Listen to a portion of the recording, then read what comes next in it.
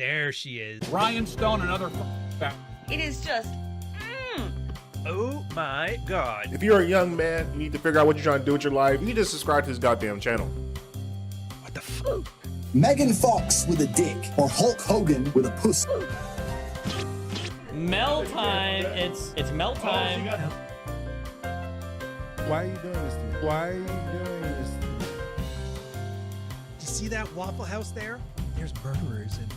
You have to conclude that Trump betrayed us. Socially retarded fact. Seething. Don't work with retard. He's a halfway decent looking guy, a nice smile, can be a gentleman, snarky as even in person, yet he blocks me and talks shit about. Somebody find out their fucking real names for me.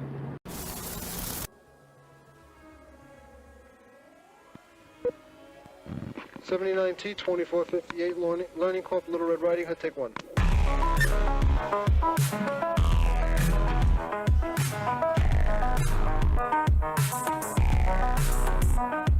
40 years of my life is in the wire that's gone. Does that make sense?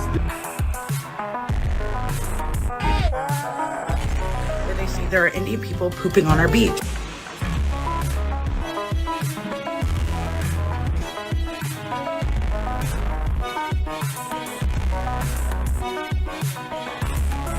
It's a spool of wire. 40 years of my life is in the wire that's gone. How do you not love these guys, man? Hey, how do you not love this stuff? What a great day for a job in the fucking manosphere. 40 years. That spool of wire is gone. Socially retarded. Hey, it's gonna be a fun red morning. Dude, it's done. It's done. It's done. It's done. It's done.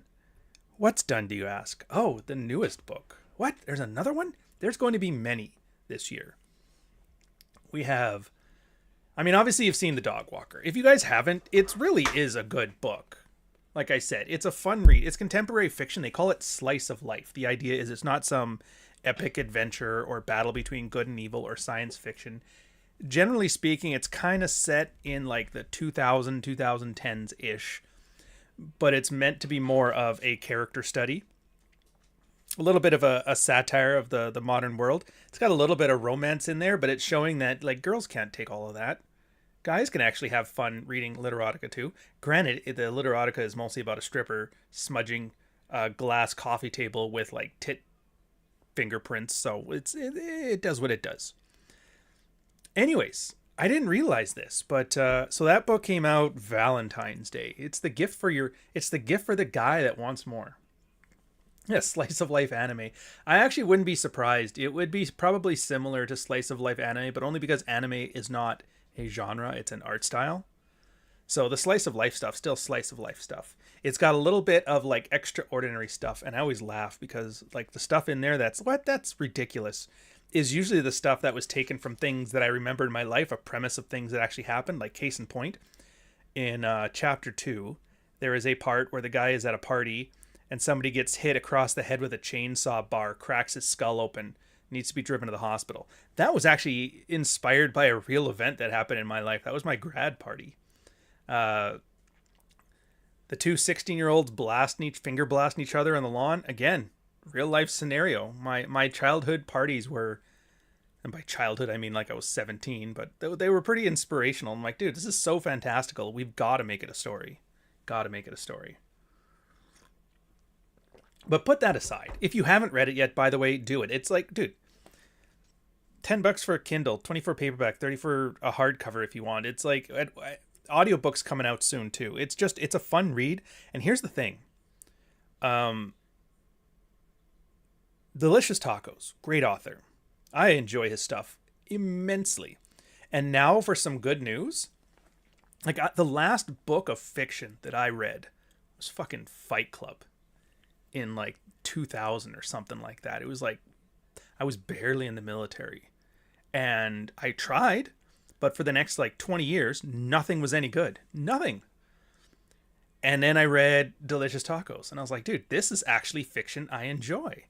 And so he kind of inspired me to get into it. And then that Dog Walker kind of came out of that. Well, it's like a rising tide lifts all boats. And if you guys are considering writing, I would say do. More guys writing contemporary fiction. You've got Bad Billy Pratt. You've got Delicious Tacos. You got me. You got, what's his name? Dan Bell or no, Baltazak? Anyways, his book's Nutcranker. That one's a little not my style, but it's still like a really well done book, just not for me. And then as more of these things go up, more guys start to read them more, because like I didn't know I would like this kind of stuff until it showed up, until it was shown to me. It's like Steve Jobs says, people don't know what they like until you show them. So there, I showed you. Now, put that aside. That was February 15th that one went to press. And then I was like, you know what? In the same sense that Delicious Tacos got me really enjoying contemporary fiction for men, Devin Erickson wrote Theft of Fire. I hadn't read sci-fi in forever either. It's just, I didn't like it. I love science fiction like as a genre for movies, but the books just were not doing it for me. I've basically read Dune 3 times, and that's like the latest of science fiction I've read. But then he came out with Theft of Fire, and oh my god. So and he does this thing that they do. I talk about it on Ryan all the time in the 80s, and that they mash up genres. They synthesize into something new. You know how Predator is like a war movie, action movie, mixed with a horror film. But instead of like a bunch of teenagers running away from the serial killer, it's an alien beast from another planet that's hunting a bunch of like hardcore special forces for sport. Or Die Hard is the towering inferno mixed with a guy trying to get back with his ex-wife. One of those kind of like redemption stories. Or how, I could use examples. Alien is a horror movie mixed with like space truckers. Aliens, action military movie mixed with a horror movie. Mixed with the story of a woman who has to redeem herself after losing her ability to have kids. It's like there's so many of these things. And he did it too. He did a heist movie mixed with libertarian fan fiction, mixed with a character study on leaving a legacy. And I was like, it's just great. Like, I enjoyed it. It's one of those ones, and this has always been my goal, and he did it well, was when you read a book and you finish the chapter, and then you look and you're like, I got to go to bed in half an hour. But you're like, I would rather read the not wanting to put it down feeling, where you're making decisions to put off things you should be doing because you want to read more. And I think that's a great thing. And I get it. We are in a land of dopamine fixes and infinite options. I can sit here 24/7, 365 for the rest of my life. You know what, that light, I don't know if I quite like how that one's placed. We're gonna do some adjustment here. 365. I can watch shorts. I can watch Instagram reels. I can watch TikToks. I can watch long form YouTube content. I can watch Netflix, Amazon Prime. I can't even think of all the other streaming services. But the point is, there's like infinite variation. Of course, a lot of it is just slop. It's there not to entertain you, not to, get the brain moving. It's there to give you the impression it's doing it. It's kind of similar to what I would refer to as like a Jordan Peterson lecture. And some people are not going to like this take. But here's the problem with most slop, and this is what you have to compete against. Jordan Peterson will give an amazing hour-long lecture about something, and it is brilliant. And you will watch it, and you feel smart, and you're like, dude, I feel like so illuminated. This is something I didn't know, and I need to know it. And then you'll talk to somebody like, oh, dude, Jordan Peterson had this great lecture. And they're like, yeah, what was in it? And you're like, you realize, like, I can't articulate a single fucking thing I just watched for like an hour. But it was so smart. So what the hell went wrong? It's because you weren't taught. You weren't trained. You were given the impression of learning. It's the McDonald's fast food of learning. They use fancy words. They use, wear a suit, all the symbols. It's like those stupid masculinity Christian podcasts where they sit there holding a cigar for 40 minutes while they talk about shit. And it's like, dude, couldn't afford the ashtray with your prop? It's like, come on. Putting a gun in the background of your shot. It actually reminds me of Coach Red Pill, man. He used to do that all the time. He would film his goofy little, I've read Rollo Tomasi videos, and he would be in his wood shop. His immaculately cleaned wood shop, by the way, which always got me. That's like owning a truck that's clean. It's like, dude, you got to have some dirt on that truck. You got to tell me that it's a working truck. You can't just say it's for show. And then he would always have like a pistol in between you and the camera, just sitting there. His way of saying, I'm a dangerous man, don't fuck with me. And everybody's like, wow, his takes are so great. He's such a dangerous man. I was just like, fucking hell. I don't like this theater. I don't like this theater at all. Do the other thing around. I don't know the things. I don't like till I experience them. Ask me how I know. Exactly. Here, I'm going to put this live chat a little more central. I don't want to miss. Some of you guys have some really hot takes. And I would hate for them to be missed in the void of weird schizoid takes that need to get banned. There we go. Anyways, where were we? Let's do a little slow. Why do I have to get... Oh, that's why. It's the wrong way. Anyways, where did I leave off? Oh, yeah. We're talking about stories. So all of a sudden, wow, sci-fi can be good. And it's not... Because most sci-fi, you read it now, and it's like feminist fan fiction. Ridiculous. Ridiculous. 5 to 10 hours. $10, $20 a time. I'm like, that's a wonderful deal.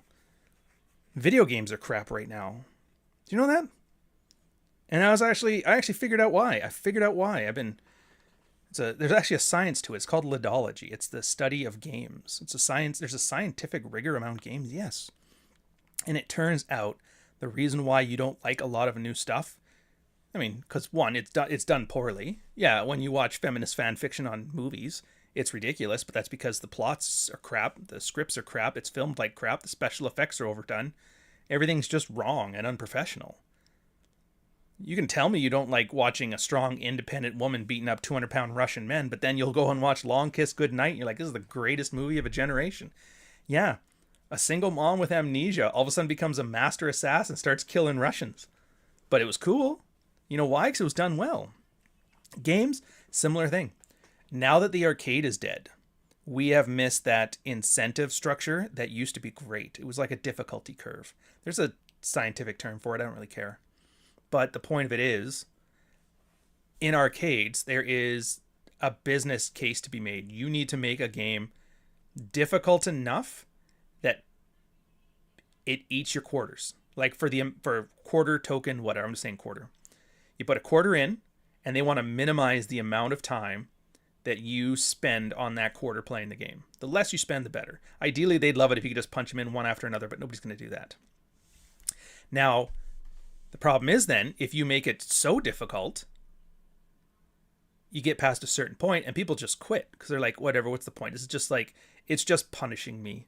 There's no learning curve. There's no accomplishing. There's no getting over objectives, whatever. So they had a mix between making it so difficult that it would eat up your paycheck, but not so difficult that you would quit and go do something else.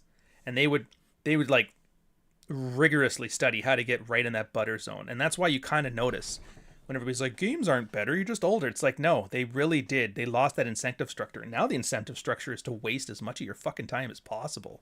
And this is going to tie into what I'm talking about with the books. They're there to waste your time. Cutscenes. Unskippable cutscenes are only there to waste your time. Red Dead Redemption 2. My girl, she was so excited because, like, when we first started dating, it was great. My birthday is somewhere around Christmas time. And if you guys don't remember, I think it was like October when call it like Modern Warfare would come out, or whatever the newest iteration of it was. My girl loved it. She's like, I don't have to think about your birthday.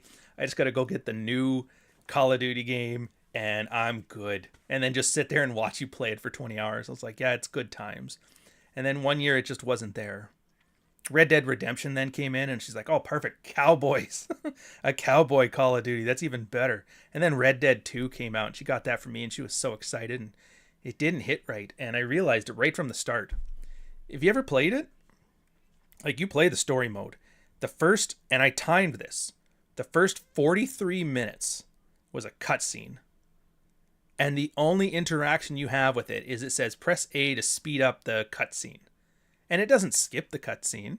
It doesn't fast forward the cutscene. It just makes it play like 10% faster or something like that. And I just realized I'm sitting here holding down a button, staring at a movie that's not very good. I haven't touched it since. I was like, nah, it's done. I'm done. because they wanted to waste your time. The idea is they make you sit there. And it makes sense too, from their perspective. If you're on Steam or any of the app stores that sell games, what's their return policy? It's something like if you played it for more than 2 hours, you can't return it. So they draw out that first 2 hours because they just know you're going to hate this game. You're probably not going to like this game. It's your fault, of course, because you're a misogynist, but yeah. They draw it out. Every game does that. They just draw it out. It's fucking annoying. Even the new Tekken. Dude, I was so psyched. I got the Tekken for Pennies intro stuff come up. Tekken 8 comes out, piece of shit. I'm like, you son of a bitch.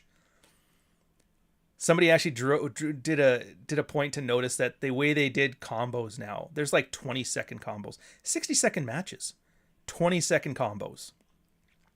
What does that mean? In a match, you're spending 2/3 of the match sitting there watching somebody juggle you around. That's not fun. It's not entertaining. Yeah, but it's so technically, well, like, who cares? This is a game. This is not who can play DDR better. Well, even DDR would be fun at least. At least there's a physical challenge to it.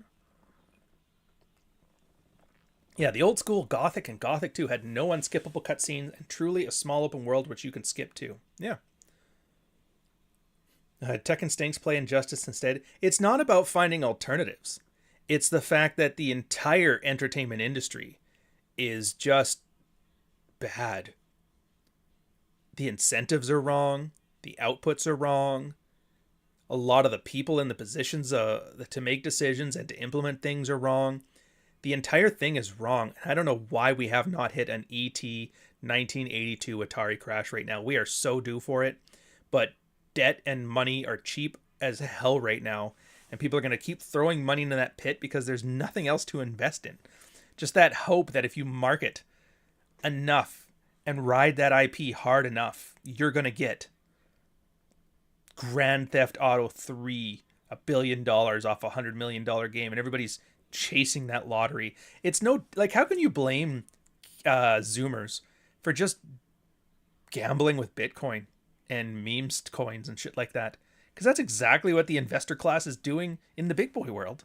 It's like no different. Yeah, well, Star Wars is popular enough. We can put $200 million of marketing into this $10 million game to make $1 billion.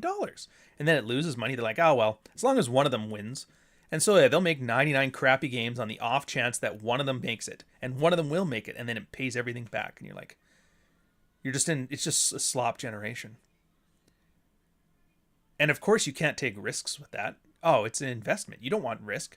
Downsides of risk, horrible. You want to get rid of it. There's actually a term for that too. Where, what did they call it? Cultural laundering. I think that was what it was. It was actually very clever. When I first heard it, I was like, dude, that's interesting. What that is in the same way that you launder money, take illegal money, you hide the trail from where it came from, and now it becomes legal money, you take an IP or a game or a movie or a book or whatever, and you use the elements, like they're done properly. But unfortunately, it strips it of all of its entertainment, like the thing that made it good. I always say it's like wearing Star Wars as a skin suit, or another analogy I use is a 9-year-old girl wearing her mom's wedding dress. Like, yeah, all the parts are right, but the whole thing is just wrong. Enshittification, that's another term that goes out for it. I mean, but I think the enshittification is a different concept. Enshittification is more making things cheaper, easier, and more accessible. And that's kind of tying into the difficulty curve so arcades, you want to make things difficult. And when you have things that are difficult, people have fun because there's a sense of accomplishment. Yes, it's a restricted, fake sense of accomplishment, but it's still a sense of accomplishment. The brain doesn't know the difference. But when they're sitting there just trying to waste your time, they need to make things as easy as possible. Because if they don't, you're going to leave and get frustrated because there's nothing to learn. That's enshittification. So, now that I've gotten through all of that, let's laugh at some retards. We know that these videos really prey on vulnerable young men who have not had many experiences in dating. One of the guys who ran the Red Pill channel sent me a message. I actually appreciate that you took it from an idea-based perspective instead of ever resorting to personal attack. Like, if this movement is actually going to be dangerous, do we need to understand it so that we can take it down? I knew going into it that this might be a hot mess. I'm not going to have those guys back on my channel again. Absolutely not. I've talked to Ryan Stone once. I'm pretty sure the whole conversation I pushed him like pretty hard. What was hard, Ariel? The therapist will essentially give them SSRIs, which I think the sexual effects that SSRIs have on the body, right? Some. Like, there's tons of like MAOs and like tricyclics that you're talking about, like the type of SSRIs that used to be given to pedophiles. We don't give those to men. We don't give those to men. We don't give those to men. But he's not as informed as like I think he would like to be. Yeah. Fuck you. All right, so that ties into what I'm talking about today, which is Jake Long Softbone. Are you talking about your book? Yes, it's my podcast, it's my book, and it's goddamn good. It is. It is really good. And so this was laying all the groundwork for when I sat down to started it February 15th, day after Valentine's Day. I'm like, all right, I want to do a book. As far as genre goes, I really love Cyberpunk. I have always been a fan of Cyberpunk. I don't remember what the first time it was, but I know Shadowrun for the SNES. Awesome game. Trench coats, pistols, orcs, lasers, psychers, all that stuff. I was like, it's cool. And then Blade Runner. And I remember thinking it was boring, but I just enjoyed the vibe, man, the kino, the tone, the theme, just taking it in. That kind of like slower paced, existential, semi-philosophical, little bit of action, melodrama, like all of that stuff. Oh, I loved all of that stuff. And so I kind of got into that stuff. And then, do you remember when CD games were a thing? Do you guys remember CD games where it was kind of like interactive movies? Not like with the cutscenes, but interactive movies. There was this game and I loved it and nobody likes it and nobody remembers it. It was called Hell, a cyberpunk thriller.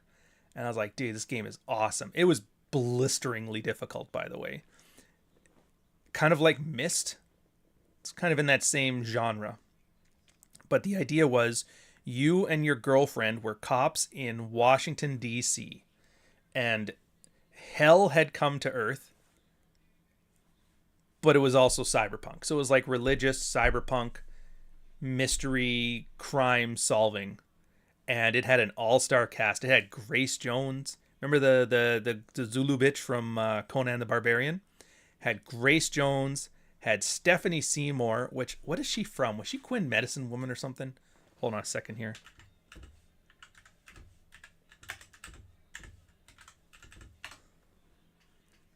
What is she from?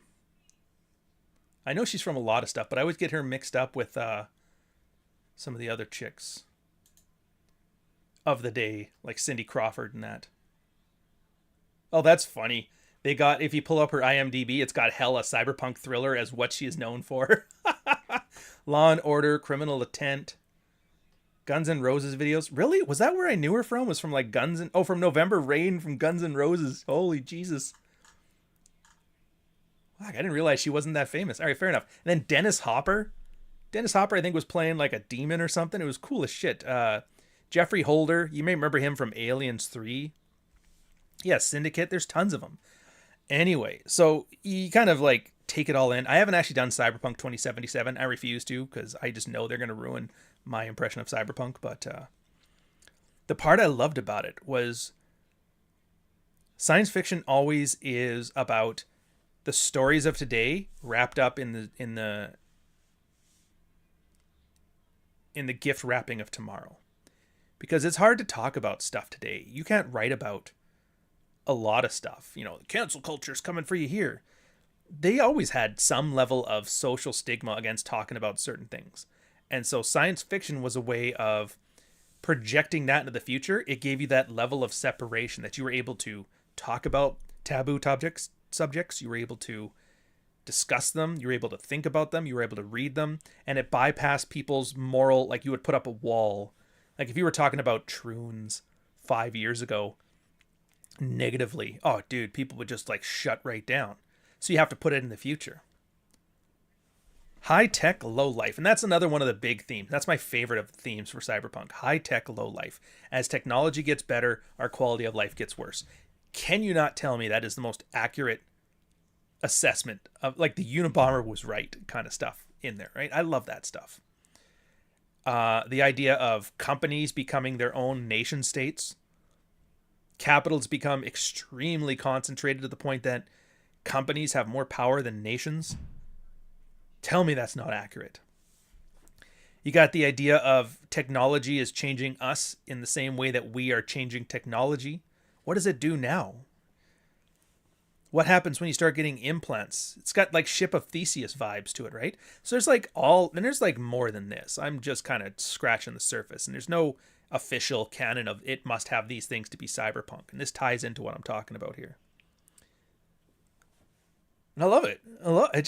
It's more interesting to me than most like hard science fiction or soft sci-fi, like science fiction where it's magic, space operas, all that stuff's fine. It's just the cyberpunk stuff is just awesome. Of course, and here was why I'm getting at all this stuff. When you try reading or watching or playing modern interpretations of these like genres, fantasy, fiction, science fiction, cyberpunk, whatever, you always end up with, the term is called a pastiche. A pastiche is like a remember what I was saying before, wearing it like a skin suit, the cultural laundering, same thing. I was reading, I'm like, what is out there right now? I'm like, I should probably start getting into some of the new stuff, and it's all shitty. You know what it is? It's a bunch of people who grew up with all those same influences I did, and they're like, I'm going to make that. They're not making their own thing. They're not using it as a vessel to tell their own story. They're like, I want to make Shadowrun. And the problem is you can't make Shadowrun better than Shadowrun made Shadowrun. So what you do is you end up making a photocopy of a photocopy. It's called deep frying. You get this deep fried pastiche, and it's just garbage because they're using all the right parts. Yeah, let's get a guy in a trench coat. Let's give him a laser pistol. Let's add androids and make it rain and put them in a densely populated city. And there's evil company in top. Like, it's got all the pieces there. But again, it's a 9-year-old in her mom's wedding dress. All the pieces are there. It's just something is wrong. Hey, what's up, Paris? Yeah, I like to think of sci-fi as it's a shit show. Let's play it in the future and see if things don't change. Absolutely. But you can't do that as a pastiche. If you're just trying to make, hey, do you remember this in nostalgia? It can work. Kung Fury is probably, there's 2 examples. There's Kung Fury, which if you haven't seen it, it's on YouTube. It's a pretty fun movie. It was like a Kickstarter movie. There's a sequel coming out with Michael Fassbender, which I'm like, what? But whatever. It looks good. And what the hell was the other one called? I got the tune in my head. It's Turbo Kid? Turbo Kid. Yeah, Turbo Kid. So there's examples where you can make a pastiche and make it work. In this case, Turbo Kid did it in, like, they took all of the nostalgia from all of the 1980s and they threw it together in a giant pot. And they added some heart to it. But it's the exception. It's the exception that proves the rule. Same thing as Turbo Kid, as Kung Fury. They literally took every trope they took Miami Vice, they mixed it with, Delta Force, with Predator, with any robot film, all of that stuff. They gave the guy a dinosaur cop assistant, just like that Whoopi Goldberg film. But their goal with this was just like maximum verisimilitude. Same as my video I had on Orion 2 about Dead Leaves. It's just meant to be like a collage of just overload on your senses, and it works. But most people are trying to make things. So when you read, there was one sci-fi book. It did really well too, at least for a bit. It was No Dogs in Philly. The guy called it Cyberpunk Cosmic Horror. And it looked to me like somebody read Lovecraft and played Shadowrun and then made a book as if Lovecraft made Shadowrun. And it wasn't very good. So I'm like, the last thing I want to do to you guys is make something that wastes your time. I want the arcade experience. I want something that's difficult enough, and for books, difficulty means something different than games, but I get that. Difficult enough that you want to keep plunking quarters into it, but not so difficult that it frustrates you to go away. I don't want to waste your time. I I want to make it as long as it needs to be, no longer than that. I don't want to stretch out the run time or anything like that. And I was just like, I was frustrated. There's nobody else doing it. And it's not that it's too difficult. We don't know how. It's like, we know how. Half of the video on my own Ryan channels are guys telling amazing stories, and they have no experience in the movie industry. This is their one movie they made, and it was a banger. Yeah, nobody watched my retrospective on Six String Samurai, but it was a good fucking movie. Really good. And the guys, this is the only thing they ever did. Good for them. Great, you're operating on solid pulp time. Yeah.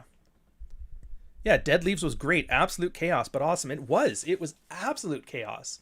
But it had a structure and a feeling to it. But it was the idea that, look, this world is going to have a bunch of this story is going to have a bunch of stuff in it. And it's going to make no sense. But where normally a story would not make any sense, and it confuses you and it just turns you off it, again, makes it too difficult. They gave you the idea of the chaos that makes no sense as part of the world, and you just accept it. And so you accept it. So when they throw something weird at you, you're like, oh, okay. Guy's got a TV for a head. Sure, whatever. The girl just had a baby. The baby was born with a Glock, and they just shot somebody else. Sure. And you just go with it. And you're like, oh, that's kind of neat. So yeah, not waste your time. And so then I was like, well, I'm also the red pill guy, or that hipster guru. So what can we do here? Because I don't want to just do a cyberpunk book that's like, it's like Blade Runner, because that's dumb too. Blade Runner is Blade Runner. I'm not Blade Runner. And it started with two ideas. The first one was, take some of the stuff that you really couldn't talk about right now and just roll with it. And what do you got right now? You got the transgender nonsense. You got the COVID vaccine. You've got the war in Ukraine. And those are just the three examples I came up with. And I'm like, dude, this is how are people not doing this? This is just low-hanging fruit, just craziness. Drone warfare. I'm like, neat. And then again, like I said, I'm a red pill guy. So, hey, what's some like human interaction stuff that doesn't get talked about? I was like, well, how about the different ways people want to create families? You know? Really? Yeah. I mean, you got like half of people, you hear all the red pill things, right? Half of marriages end in divorce, 70% initiated by women. Oh, okay. A divorce. You got a divorced guy. How about single moms? Okay, a single mom. Sounds good. What about those guys that want their harems of 9s and 10s? Dude, a harem sounds good. What about a widow or it's just technically a single guy? I'm like, yeah, I like all this.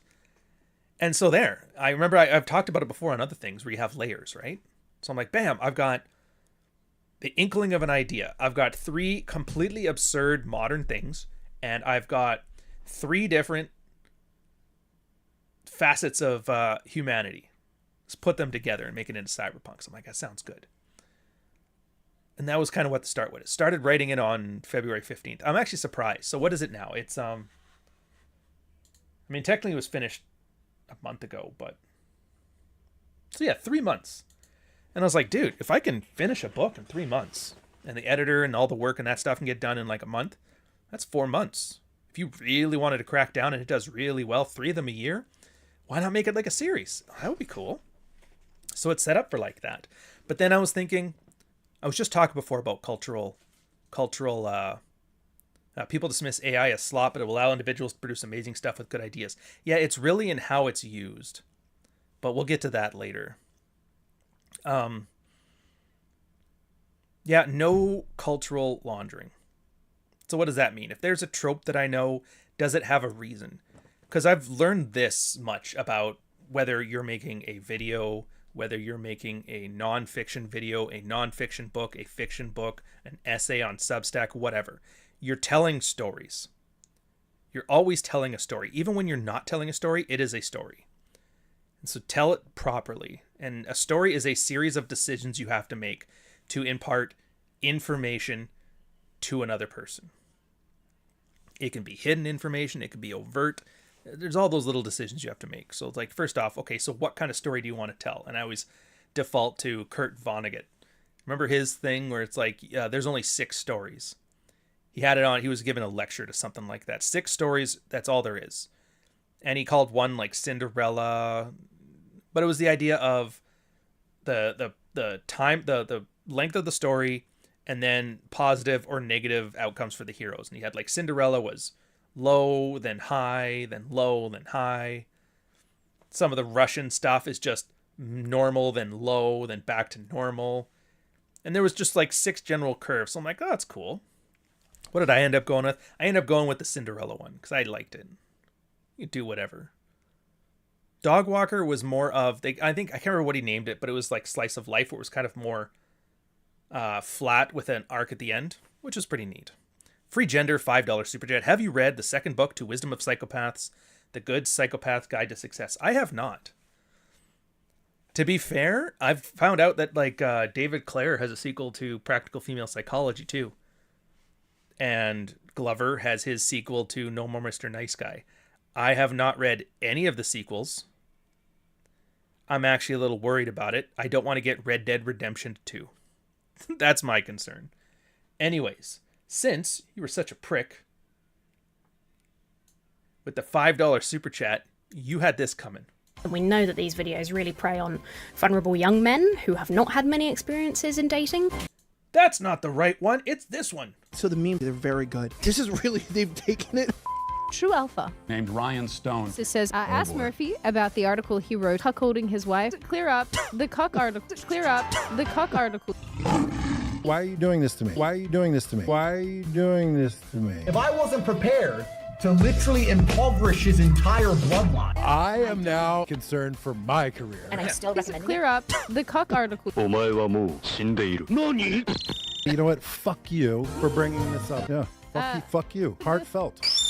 I'm not going to have those guys back on my channel again. Absolutely not. Just use a little bit of fucking common sense. It is just, That's great. That's you should. Fuck you. Sorry, apologies. Just keep going, dude. One foot in front of the other. Before you know it, this will all be in the rearview mirror. Fuck you. Never tire of that goofy bastard. All right, where was I going with this? Oh, yeah. So, like, I got these things. So I just sit down and I start planning. And I find that writing is an iterative process. Writing is rewriting. I get it. You will, like, for my nonfiction stuff, I would write it. And then I'm like, this makes no sense. And so I'd rewrite it. And then I'd look at it, I'm like, oh, wait a minute, this here and this here. And I'd start picking out themes and ideas and a narrative structure. And then I would rewrite it a third time. I always thought that meant I couldn't write. Turns out that's kind of the way you're supposed to do it. So I was like, oh, that's neat. It's not the way, but it's a way. With fiction, it's a bit different. I kind of have to have an outline because I have to make decisions. Like, what do I want to tell? Who do I want to be the main character? What's the perspective? And there's like, he's got these goofy terms. Free Gender, $6.69 super chat. I am a gas light laugh. I'm the guy who asked you about all the sequels because I want your review first. Oh, that's you on that.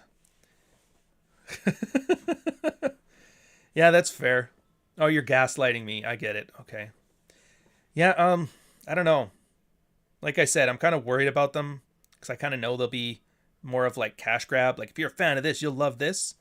It's not so much learning, not so much sidebar stuff, but hey, you know, who knows? As time permits, why not, right? Anyways, back to this. Fucking guy.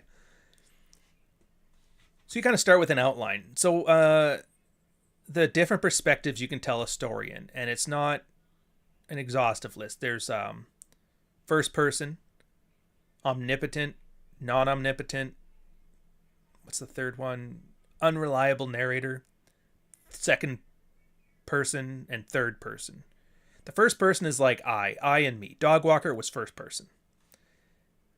Second person, I've never really seen examples, but apparently they exist. It's like he, him, her.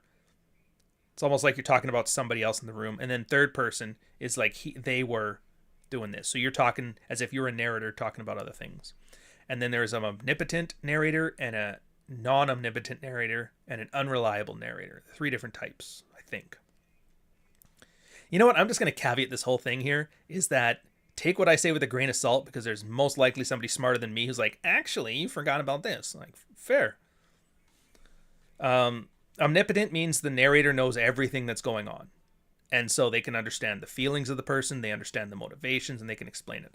A lot of female fiction, literotica, Colleen Hoover stuff, that's third person omnipotent. And you'll know why you hate it, because they do all the work for you. Remember when I was talking about the difficulty curve? This is what I mean about that. They wanted to waste as much of your time. Colleen Hoover will explain everybody's motivation, what everybody is thinking, what everybody is doing.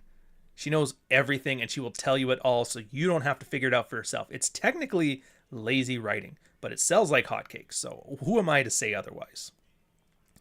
Because it's like, I don't need to know that the character is angry. You'll just tell me they're angry, and you're going to tell me why they're angry. It's an amusement park, right? Yeah, a lot of guys hate that kind of fiction. Omniscient, not omnipotent. Actually, it's the wrong word. Fair. Omniscient. I know everything versus I can do anything, I think is the difference. But yeah, you're right. You're right. Free Gender, $5.20 super chat. Why do I think me using talk to text to write my book is cheating? Also, the book is real. Well, I get what you're saying. It's not cheating. There's no such thing as cheating. As long as you get something good finished, it's perfect. There's no such thing as cheating. Otherwise, it'd be like, if you're not writing with a quill and pen, what the fuck's the point? So, fuck off. The reason that writing talk to text is that we have a lot of verbal tics and a lot of cadence and a lot of like things other than the words themselves that convey meaning. When I'm talking to you, the way I discuss things changes how you interpret what I'm saying. And that meaning gets largely lost when you write it down. So writing and thinking and speaking are different things. And it's subtle. You might not notice for a small piece or a simple piece, but if you were to go for a full-length book, you're going to start to feel something is off. So yeah, it might be good for a first draft. It might be good to get your thoughts out, but at some point you're going to have to switch over to using your word brain. Yeah, the all-knowing female intuition fantasy. And I get that's why that's popular with women. Women love the idea that they have intuition and they know everything. Anyways, then there's the other one. And this is the one that I kind of like, where the narrator doesn't know what's going on. He can just describe things. It's and the rule for that is show, don't tell. So if the character is angry, instead of saying he's angry and says, you just have like a he says, "You son of a fucking bitch." It's like that's what an angry person would say. And then the difficulty in this for the reader is you have to intuit, oh, he is angry because this is what angry people say. I would argue it's a harder thing to implement. One, because you have to have a better knowledge of the human condition. You have to know if somebody is angry because they're hurt, if they're angry because they feel betrayed, if they're angry because they're technically attracted to somebody but they don't want to admit it, or they're angry for something completely different than what they're angry about and they're just projecting it onto this because they're not allowed to get angry at the other thing. Like there's all these subtle, complicated reasons for doing this, and you have to express that with either an action or a word, and it's not easy. So if you are the kind of person who's lived a sheltered middle-class life and you view Reddit all day and that's your human interaction, you're probably going to have pretty shitty versions of this. So you're going to default to third-person omniscient. You're like, I don't know how to tell you that the guy is mad. What's he going to do? Say, wow, that's not progress. And like, doesn't do anybody any favors. So it's difficult. Now, I kind of like where you do a little mix in bits and bits, where sometimes it's just easier as a decision to say what the person's feeling. Because you're going to take a lot of time to articulate somebody's anger. When you can just say he's angry, then he says this, and you move things along. Like I said, stories are about decisions, right? So case in point, the first chapter, estrogen tyranny, the new face of communism. I don't know why. Somebody called, I don't know where I picked up the term, but I was like, dude, that's fucking fire. I love that. And so I made it there, and I'm like, the idea for a first chapter is to introduce the person to the world. B, to assure the person that they aren't wasting, that you're not going to waste their fucking time. I'm fully a fan, and I will never stop repeating this.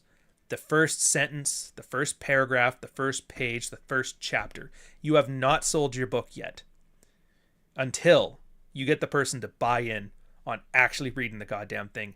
And the first chapter, or in the first paragraph and the first page and the first sentence, if they don't show the person that you're not wasting their time and that they made a good decision, I think you failed as an author. Because like back in the day, you could, because there was like 5 books, no electricity. Of course, you could sell a book. Like Tolkien could easily sell you a book that had the first 50 pages talking about a birthday party that had very little to do with Lord of the Rings, because there was nothing to compete against. But now, somebody can watch Predator for the 50th time instead of reading Estrogen Tyranny. You know? I have to compete with... You know how hard it is to compete with Predator? It's fucking hard. So yeah. Jack off. Digitally naked. Ocular implants. Fought to maintain operability. They picked up interference from everywhere. You know, external tech from his phone. Batteries going hotter. The idea is it's just like chaos. It's just... And he's just standing in an alleyway. But his phone's battery is burning up. His implants are having trouble adjusting to things. There's fucking static interference everywhere. And what's he doing? He's just asking the guy, hey, I'm looking for something. Can you help me? But he's panicking internally. He's like, show, don't tell.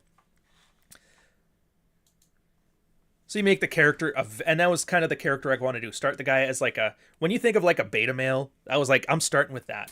An incel, a beta male, a guy who never gets laid, the guy who's been longhoused. I like the idea of that. In fact, I made the entire world of the wireless. There's the wireless and the analog. It's like catchy terms for the cyberpunk world and then like the normal world. And the world's very feminized. So I take all of that stuff that we talk about in the red pill stuff, right? Where female primary or gynocentric social order. Female primary social order. That's the one. And I was like, let's just take that and let's add 20% to it. What would that look like? And so that's kind of where the first chapter is going from. And I don't mind spoiling the first chapter because that's going to be the preview anybody reads anyway. The idea that Xanax, Ambien, Ritalin, SSRIs in general, they're free. They're free. They're ubiquitous. There is juice drinks, sugar-free Ambien. You know, at the office, how there's always like coffee there. There's that crappy coffee for you to drink. Well, now they got these SSRIs just on tap because everybody is miserable and everybody hates everything. And women love it, so they make it. But like, let's exaggerate it just a bit. Let's make guy chemicals illegal. Caffeine, nicotine, alcohol. Boom. Illegal. So what's he doing? He's in an alleyway trying to score some stims. You know, stims? And that was kind of one of those decisions I made where like, that's what Cyberpunk always had people getting hopped up on stims. And they'd always call it crank or some like weird drug. Like, remember Strange Days where they had those memory chips, or Johnny Mnemonic, where it was like, oh, you could take somebody else's memory of getting murdered and you put that in your head and you get the dopamine high. Or Virtuosity with Denzel Washington and, I can't remember his name, the Australian guy. Anyways. Stims. But instead of making it some weird, abstract, hyper-futuristic thing, stims are caffeine. Stims are nicotine. Stims are Zyn. And I was like, Zyn sounds cyberpunk too. So that was my decision right there. Take this trope of cyberpunk. The idea of like junkies getting hopped up on stims. And I'm like, yeah, let's just make it caffeine. Because caffeine's illegal. Because women are running everything. And the only thing you can get is SSRIs. I'm like, that's fucking wonderful. Everything enforced by tongue or knuckle or pussy or boot. So there's a whole bunch of decisions I've made. And instead of like explaining it, I kind of just have it there. So for example, I don't actually mention that caffeine is illegal. He just goes to an illegal place to buy it. And you infer, oh, that must mean it's made illegal. Well, why would it be illegal? I don't tell you. They don't explain it. You don't need to know. And then when he gets home, he's talking to his wife. She's like, go get the sugar-free Ambien. Go get the Xanax. And you're like, wait a minute. Why does he have to go to a back alleyway to buy caffeine and a Zyn? Meanwhile, he goes home and he just pours Xanax into tea. What the fuck? And that's kind of, and so I have like this reason that it's happening, but I don't explain the reason. I just, if that was reasoned, how would things implement out? It's the show, don't tell. Right? And then I thought about it too. So you got these two different worlds. So let's exaggerate. If we have a feminine primary social order, and then we have some like back alley cyberpunk black market thing, naturally that would be the place where people wanted to have a more masculine polarity, right? So how does that look different? And I'm like, well, the feminine one, let's double down on the Troon thing. Let's say parents don't get to pick your kid's gender. You can't pick it at all. And women are all about status. So they go along with whatever's popular, right? You're not allowed to pick your kid's gender until they're 5 years old. And then they get they're hormoned up, and then they take them off the hormones when they want to be a boy or girl or whatever. What would that do to somebody? For women, it would make them more masculine. They get butch hands, flatter chests, butch features, kind of. And I'm like, let's make them into like, you know, bull dyke feminists. I'm like, perfect. What would it do to the guys? It would make them effeminate. It would turn them into Redditors. Soft hands. And then for some reason I was like, freckles. Let's just say it gets rid of all freckles. Your skin becomes like perfectly pristine. No wrinkles, no nothing. And then I remember this too, when you're on estrogen as a kid, supposedly, it gives you early onset osteoporosis. And so I'm like, you know, it'd be great. Like just a slur. Let's say you want to call somebody something. Like, we're not going to use the racial ones. I'm not going to drop N-bombs or call somebody, you know, fag or anything like that. But like, what would they use here in the future? And I'm like, well, all these trooned up kids have like osteoporosis. So like soft bones. Let's call them Softbone. Yes, that's right. Title of the book, Softbone. It's like basically dropping an N-bomb. And I was like, nice. So I got that. And I'm like, yeah, so how would these characters go around? Well, that's why this guy's so nervous right now. He just wants to buy some Zyn, and he's talking to a normal man.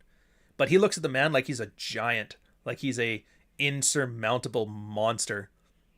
What's the best book about why putting women in charge of stuff is just ruining everything? Oh, this is going to be it, man. This will be it. To see the AI girlfriend shit future scary. How impossible is it going to be to date an actual woman in the future? Dude, that's been in fiction forever. That's a cyberpunk thing of hell. I mean, Stephanie Seymour's character in Hell, a Cyberpunk thriller, was a hologram. The Star Trek holodeck. How many people were using that to have their Geordie LaForge, I remember, had an episode where he had his like girlfriend in the fucking holo suite. There's that movie She or whatever, where the guy had like an AI girlfriend. That's been a thing as long as there's a thing. Mannequin, the movie in 1980 with Kim Cattrall, was about a mannequin that turns into a real girl. It's like, that's always been something there. Her, thank you.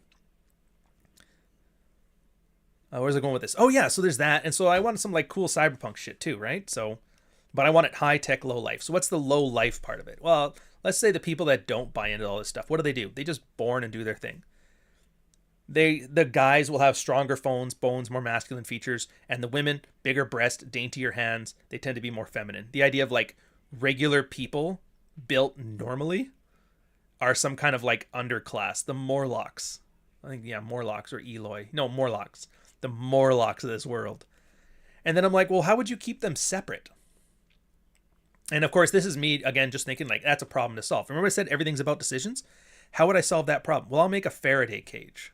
If you guys don't know, a Faraday cage is if you have metal that is susceptible to the EM spectrum, you make like a mesh, like a series of antennas, and you surround a space. It actually blocks signals from coming in or out. It turns out on my ship, when we're in a top secret space, the communications control room, they actually have copper mesh that the entire room is wrapped in, so signals can't leave or come out. It's very cool stuff. And so I thought, well, how about the idea of like this super oppressive nanny state? Because chicks love being told what to do and all that stuff, right?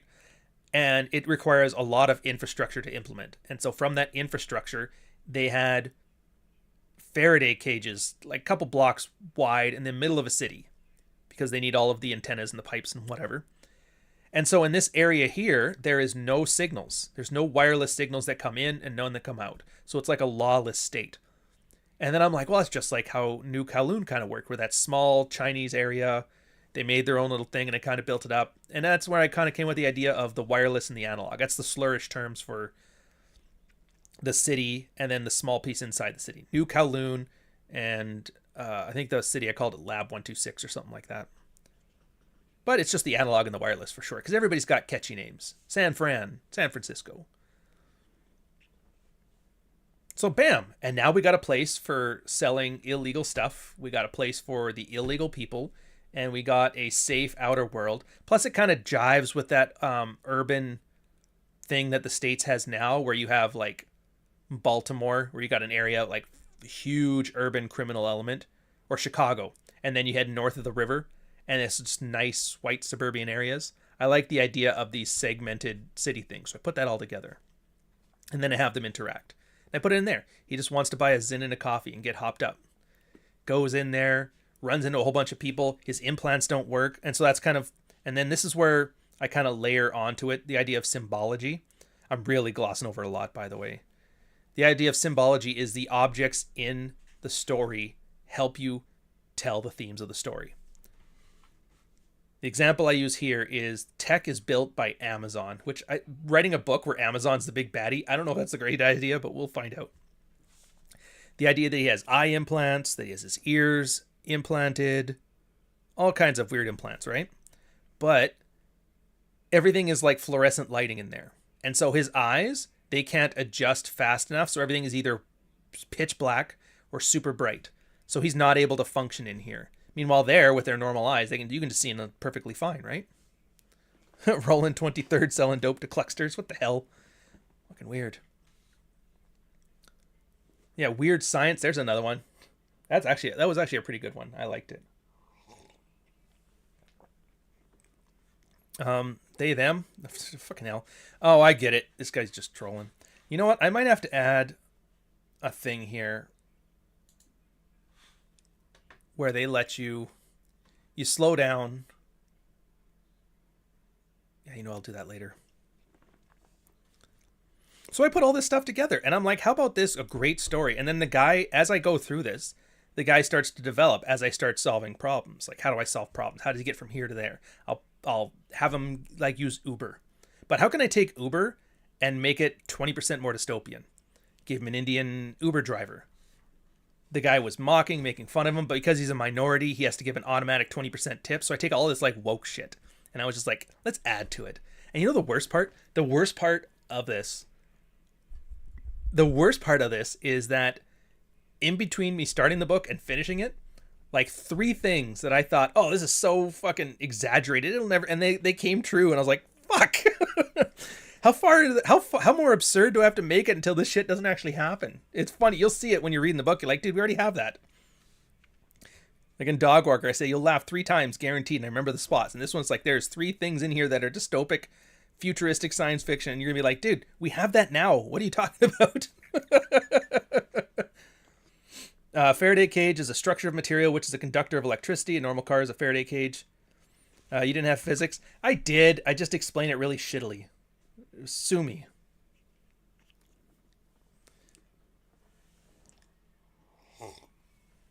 It's a conductor of electricity. I don't care about that though. Poop is technically just a series of iron and H2O, but that doesn't really help me describe what poop really is.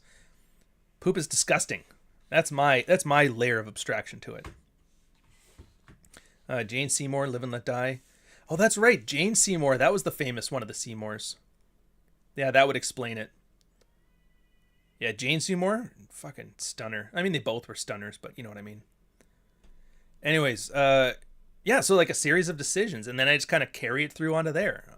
I was like, okay, so he goes and he buys Zyn and he buys caffeine. And then I'm like, well, how would computers change? And let's talk about enshittification. You guys know about that. We just talked about that with games and that. How about the internet as enshittification? So here, they built their own network, and let's make it some 80s shit. And I was like, GopherNet. Remember, is anybody here old enough to remember GopherNet? I like the idea of the analog making a GopherNet. There was CRT screens, there was keyboards, and the guy's like, holy shit. It was just smoother. And everything has an ad to it. Like, if you wake up in the morning, you want to go to the bathroom, you have to watch an ad before they open the bathroom door. If you want to use your shower, they have to read you ads first. You want to open your door to get home, you got to watch an ad. Get in the elevator, there's an ad while it plays up. Everything is advertising. Everything sells everywhere. And all this older stuff, like there's no ads on the GopherNet. You just go in and you connect and you talk and you type. And it's quick and responsive, even though like the new fancy OLED technology has 500 hertz as a refresh rate, which is faster than anything. It's slower than this 30 frames a second CRT television. And I just like that idea too. So like the 2 different technologies, And this is the fundamental theme of like, are we working for technology or is technology working for us? And so I lump the we're working for technology into the feminine side of things because they love making things convoluted and annoying. And then I make the easier stuff. I make it so anything that's more older tech, older from what we would know now. That's why I use CRT as an example, cathode ray tubes. And then the newer stuff is all the fanciest, the newest stuff. And it always ends up working slower because of enshittification. I even added like Indian programmers. I loved it. One of the things, okay, I'll spoil the one thing that kind of came true was one of the characters used to be a team lead for Google. He's a mercenary now, and he got a little like army of like a dozen mercenaries. And he's telling the story about how there was the great Amazon takeover of like 2019 or like 26. I always reference random dates, and that's a different thing, but and he's going, yeah, so Google owned search. We had a market monopoly, and then they brought in a bunch of Indian programmers to save time, and they just started throwing ads in there so much that eventually search didn't work anymore. So they could fire the Indian programmers, they could remove all their code, but that was too much effort.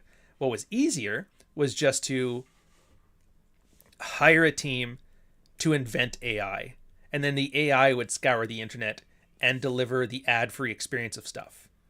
And then what Amazon did as part of their like corporate warfare is they hired a bunch of Indians to work as industrial spies, signed on to Google, poisoned the AI with the AI ad slop that they had built anyway from India.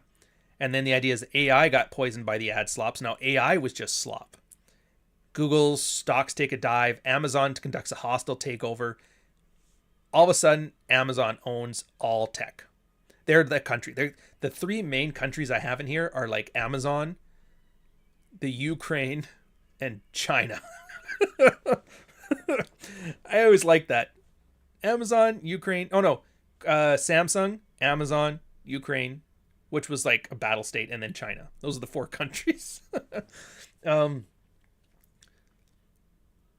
But then the guy's like, well, then why would they start killing a bunch of people? Why do you guys have to escape like that? It's just they would lay you off. And it turns out Google had some really good golden parachutes. So what they did is they invented FemLaw.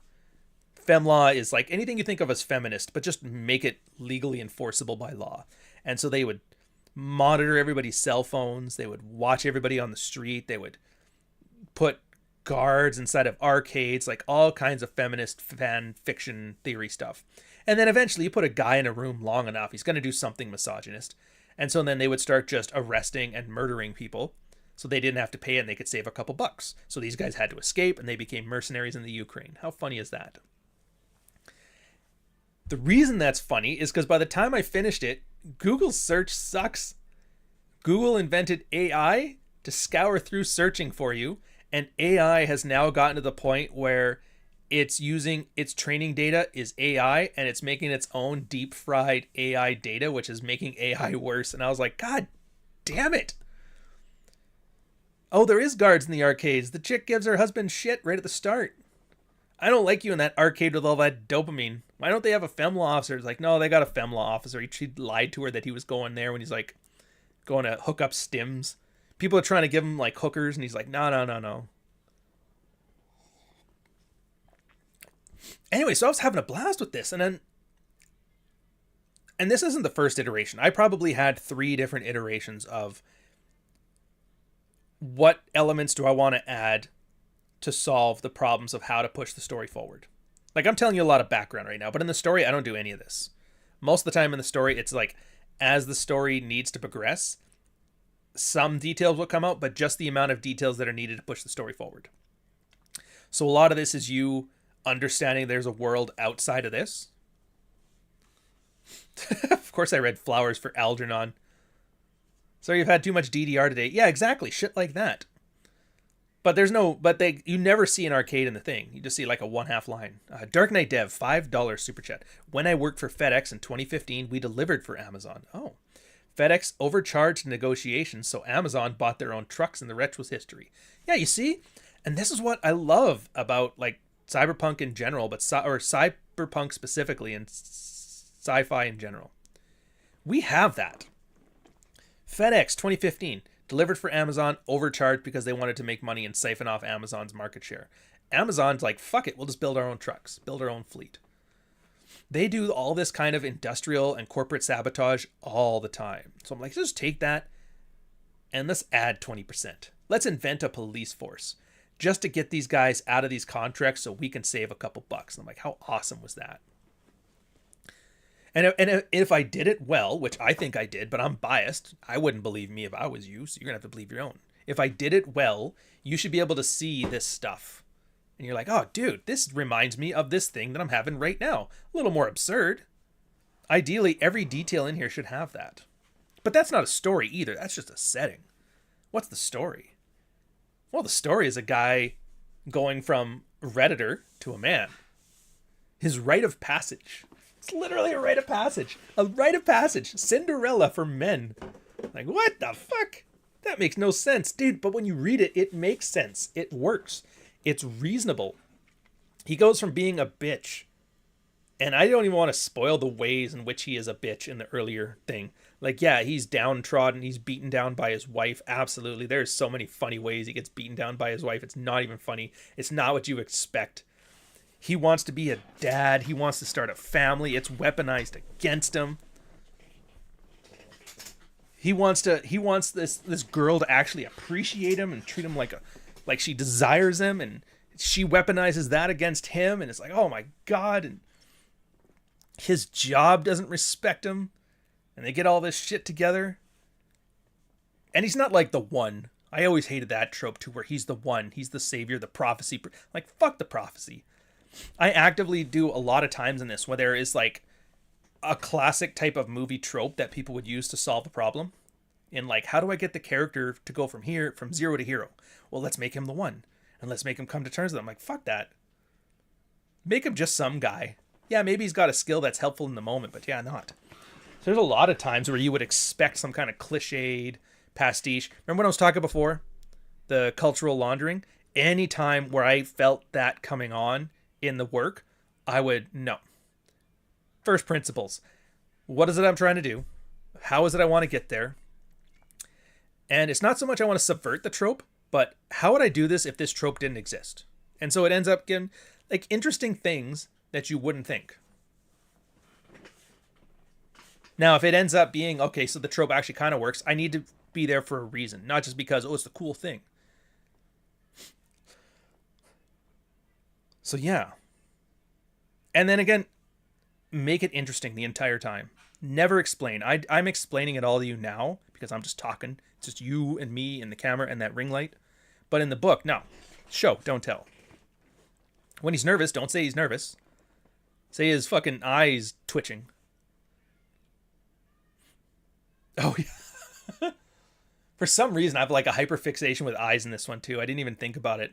Like people losing eyes, eye implants, integration with weapons and stuff. Like when I was talking before about the tropes and how I don't like the idea of a trope, here's a good example. Everybody thinks Deckard when they think Blade Runner, when they think Cyberpunk. They think a trench coat and they think a revolver, right? So I'm like, okay, I like the idea of a guy having a revolver, but why would he have a revolver? Just because it's cool? Because the thing is, I'm like, that's not good enough. Because it's cool from Blade Runner is not a good reason. So in my case, he's like a nervous wreck. And I don't think I'm spoiling anything on this one. He's like a nervous wreck. And the guy who's running the militia, who's helping him get from point A to point B, he's like, look, if you run into trouble, just take this. And he hands him a revolver. He's like, oh, fuck, cool. And he's like, yeah, it integrates with your ocular implants. So you can be a little more accurate and blah, blah, blah. He's like, oh, it's neat. And now he has it. And you don't find out until later why that specific interaction happened. But it happens for a reason. And I'm not going to spoil it. Because this is like in Act 2. And then you find out in Act 6 why that happened. And it makes sense why it happened. Like, oh, that's exactly why I would have done that. Yeah, it makes perfect sense. But at the time, I don't tell you anything. It's just there. It's like a foreshadowing thing. And you're like, is that just one of those stupid tropes? Like, no. There's like 100 things that I do that with. Sometimes, and there's a lot of humiliation rituals for the guy when he's early on. Like at one point, they need to wear Halloween costumes. And there's a reason for it. But because he's a softbone and all the other guys were, proper men with the freckles and all that stuff, they get to wear like pirate costumes and ghosts and stuff because they could fit the men-sized costumes. But he's a softbone, so he has to go shopping in the girls section. See what I mean? It's like little things like that. But it ends up helping him in the end for a goofy reason. So it kind of establishes like, yeah, even though you may be just a feminine bitch of a man, it doesn't mean you're useless. It just means you're not masculine. And it ends up there's certain things that he has from this experience that make him better able to handle very specific situations. And then through those little successes, he starts building a little bit of confidence. And then as the story progresses, he gets more confident, gets more brazen, ends up like finding his own masculinity through the end. And then by the end of it, you end up with a guy. I gave him a bomber jacket. I didn't give him a trench coat because I was like, no, I'm not going to do that. A leather bomber jacket and a fucking revolver. And it's like, he's got that cool factor, that cool Deckard thing to him. But he had to earn it. He had to earn it. It's there for a thematic reason. The jacket was there for a reason. The pistol was there for a reason. His implant is there for a legitimate reason. It's almost like a symbol of his what's that stupid thing? If you watch The Hero's Journey, it's the one where he crosses the threshold, like where Gandalf fights the Balrog and stuff. His implants end up playing a pivotal role in that, which is cool. The only thing I found that's a little on the nose is there's a femme fatale in this one, and her name is Fatale. Or femme. It turns out there's a Slavic name, Fatal. It has cool meanings to it, but I'm like, it's like femme fatale. Like, I'll go with that. I named the Asian guy Han. Again, that one is kind of like... But for me, a lot of Cyberpunk was made in the 80s. And if you guys don't remember, the 80s had a lot of fear of Japan taking over. Oh, dude, Japan was going to overtake America by 1997. Obviously never happened. They had their lost decade or whatever, and they're kind of stagnated as number 3. But back then they were terrified of it.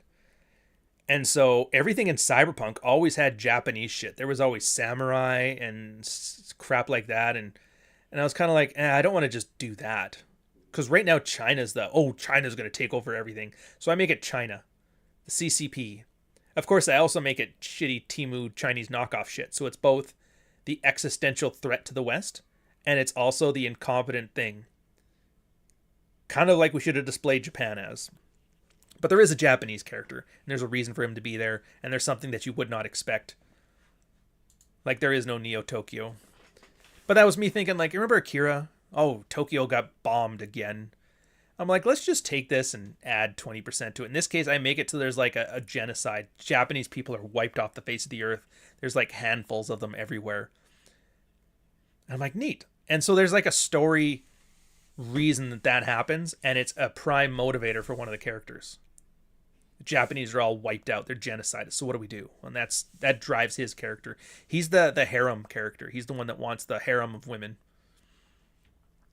But then, yeah, everything kind of makes sense here. And it's got to be fantastical. It's all going to make sense. Dude, there's no way you won't like it. I fucking love it. I've read it 3 times already. I've got to read it another 4th time here to check the last minute errors and stuff. Very subtle. Rising Sun by Sean Connery. That's another good example. I actually got to do an Orion review on that one. Mostly because of the way they develop like AI videos and stuff in there. Like the fake shit. Is so poignant for today. Another good one. Win some hacks. There's Rising Sun with Sean Connery, and then there is Ricochet with Denzel Washington and John Lithgow. Those are 2 cyberpunk melodramas that nobody remembers, were really good, and they kind of predicted the future, which is pretty cool. I should probably do those ones soon here. Actually, you know what? I'm going to make a note for that.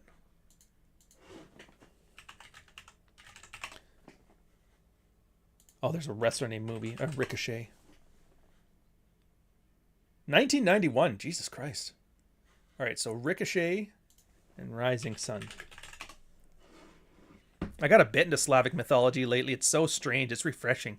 Yeah, and honestly, that's what good stories. Yes, they're telling you a story, and yes, you can make things comfortable and familiar. But I always argue that it's better when they introduce things that you might not know. You remember that Fat Albert? You ever watch the Fat Albert show? cartoon with Cosby. You better be careful. You might learn something. I always like that too. Anyway, so I've got 10 more minutes until we have to do the bants. So you take all these things, and again, it's a layered approach. Like I told you before at the start, let's take a bunch of things that are happening now that are really dystopic, and let's follow through. Let's take that. If trends continue, they will be here. And I'm like, let's take that. So we take those. And then we take the family creation things, the single mom, the widow, the divorced guy, the incel wanting the harem, and let's put those as the characters. So we layer the dystopic stuff and then the characters. And then what kind of story you want to tell? Let's tell like a Cinderella story. Okay, let's put all of these things onto the Cinderella story. You've already got like 3 or 4 layers of stories right here, and you got to weave them together, and that's the trick to it.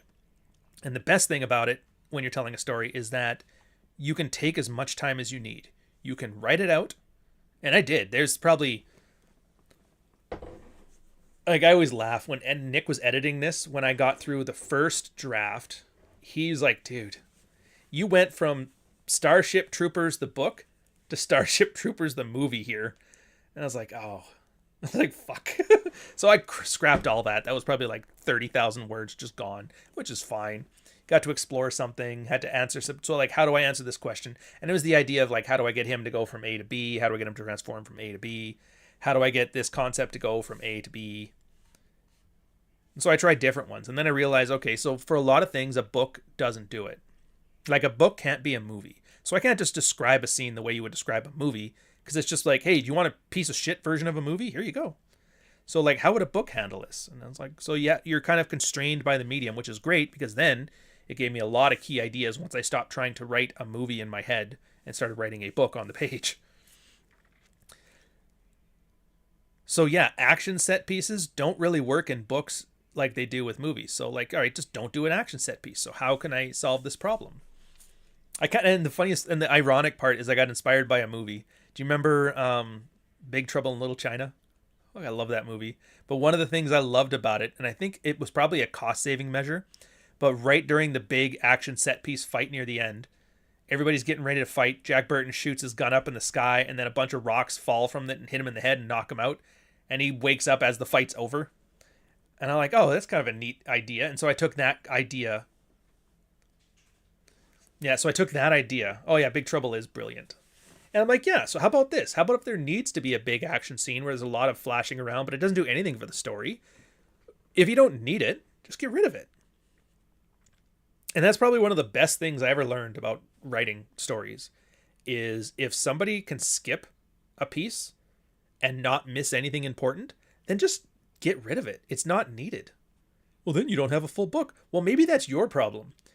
And then remember what I was talking about like an hour ago about wasting the person's time? Yeah, right there.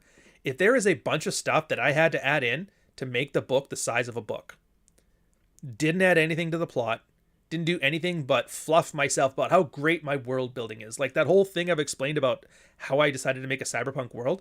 If I explained it in the book, I would have failed you as an author. Absolutely failed you. And I'm like, I'm not going to do that. And so yeah, a big part of it was just, okay, I'm going through. Is this needed? No. Get rid of it. Is this needed? No. Get rid of it. And then as I was doing that, things weren't an appropriate size for the book. And you can answer that with one of two questions. Like you can one of two things to solve that problem. Either more things happen, or you explore the things that are happening deeper. Add more dialogue, add more action, add more exposition, or add more events. And sometimes events are where it's at. All right, so let's have him doing something else. In this case, let's just explore this piece. Let's slow down, look at this specific section. Like there's one point where they're going to a city, a new Kowloon in Odessa. I thought the new Kowloon was in the West. It's like, yeah, there is, but there's a reason for that. And they're worried about drones. Drone warfare is the biggest thing. They just come down. They've got an AI technology. They can spot people a mile away. You can't react fast enough. It's just killing people. And so there's one part where they have to walk a block. And so I'm like, and then I ended up in the part that was a little bit short because I got rid of a bunch of action set pieces. I'm like, dude, let's expand that a little bit. this is a great time to establish characterization. And this is where I kind of add, where you find out the one guy used to be a Google tech, and I kind of hinted it from other places there. You find out the main character, and which is named Jake eventually, and Buck, which is the Google tech guy who's a mercenary. You find out he's like, oh, this guy used to be just like me. So it kind of gives you oh, this is what you could become.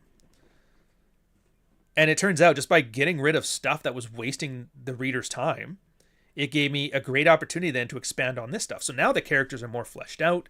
They're more well-rounded. They're less one-dimensional. You start to empathize with one over the other, and you start to see, oh, is this a foreshadowing? Like, is he going to end up like this, or is he going to end up like something different? And it's really cool. And then the ocular implant stuff kind of taps into that. Because that's what a lot of it is. Like, you put a bunch of cool shit together, or a bunch of interesting stuff together, and then as you do it, once you start like, okay, so how do I establish that this character is moving towards this arc? And now I have all of these symbols that are already in the book, and they're already symbolizing certain things, and then the ones that are applicable to this, I just put them together. I say just, but yeah. Can we get B-Mask? I don't know what the hell B-Mask is. Here, oh, right. Yeah, if you're gonna... I don't know if this is a Billy read or a really thing. But I'm going to need you to not be autistic because I'm getting weird vibes from it.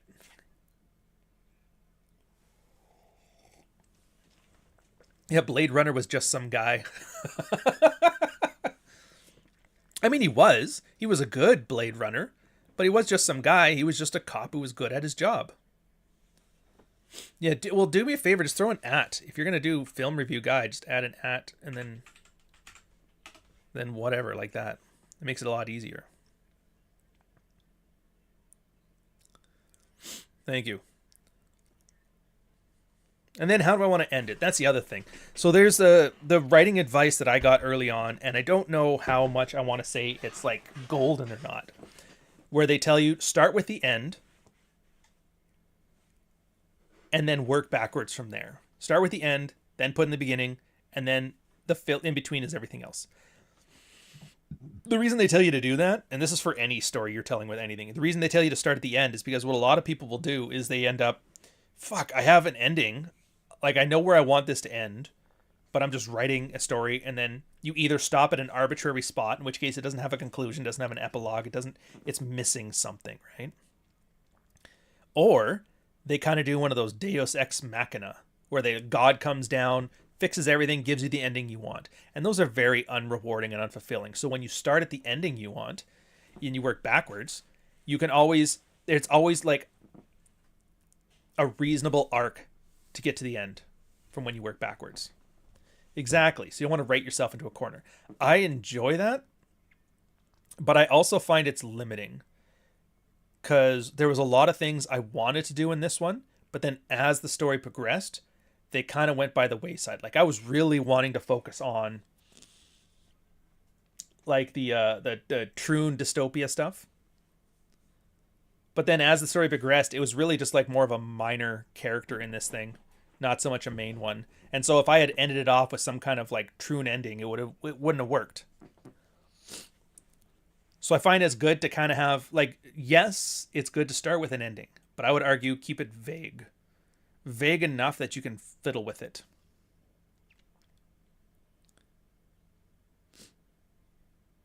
I guess it's like a post-it note. Yeah.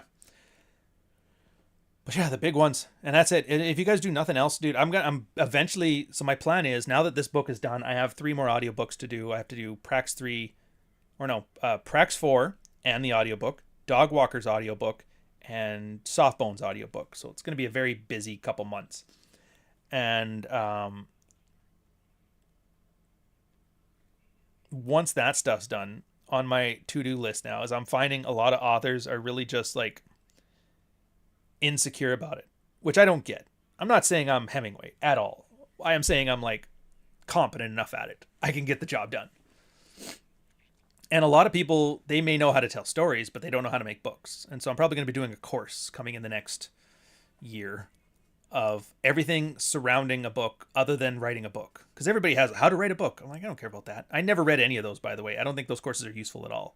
But the idea of basic desktop publishing, basic ideas of cover design, hiring vendors, the idea of an audiobook mastering, typeface choices, marketing, all that easy, simple stuff around it. So I think that'd be kind of cool.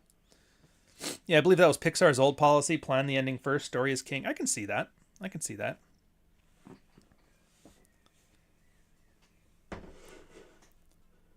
But yeah. Anyways, I enjoy it. There's no way you guys won't enjoy it. I was talking earlier about mashing things up, and this one is an absolute mash.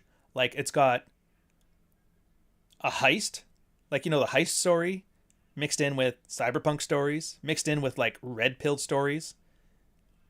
Like I said, the thing about single moms, the thing about, you know, guys wanting only 9s and 10s, bro, those are all types of stories. You mix all of this stuff together. You mix feminism and mix all of it in there, and you have this mishmash of like 4 or 5 different genres of storytelling, and they work together. Siege D, $4.99 super chat. 1 cent less of a heartfelt, oh dude, I know, and I am aware, and I am thankful. Oh my god, Stefan Molyneux is plagiarizing home math, man. Yeah, dude. Did you guys see that? You probably didn't, but he did. I was on Twitter this morning, and I look, and Bad Billy Pratt, he's like, what the hell is this? And he had a screenshot of Stefan Molyneux talking about just some old-ass Stefan Molyneux takes. He's back, by the way, so good for him. Where it was, ladies, you can't all fight for the top 10% of men. There's just not enough of them to go around.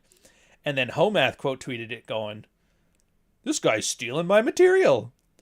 And I'm like, what the fuck? Does he not know? Like, is this rage bait? And so I click it, I go and find it, I click it, I'm looking, and he's like, no, he really believes Stefan Molyneux stole his stuff. And everybody's like, you fucking idiot. Stefan's been doing this for 15 years. How do you not know? And he's like, well, I'm gonna have to go and look at his material. I'm like, I haven't laughed this much since people were accusing Rollo Tomasi of stealing, what's his name? Kevin,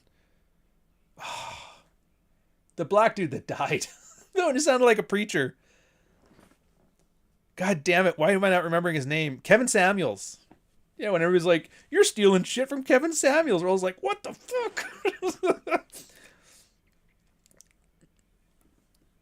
Yeah. Oh, shit makes me laugh. This is Stefan Molyneux guy. He's stealing my egg carton memes. Yeah, not Alan Roger Curry in this one. This one I was definitely... Because Alan Roger Curry has his own stuff. People would be stealing from Alan Roger Curry. His Mode 1 pickup stuff. Absolutely good stuff. Kevin Samuels just stole Rational Male stuff, and he made it sound like a preacher. And that was just funny. You're stealing from Kevin Samuels, Rollo. It's like, what the fuck? You really don't know who Stefan Molyneux is? Oh, dude, he was the original. I mean, he's one of the originals. There was like Royce and Roosh and all that stuff. And then right after that, when that kind of went down, you had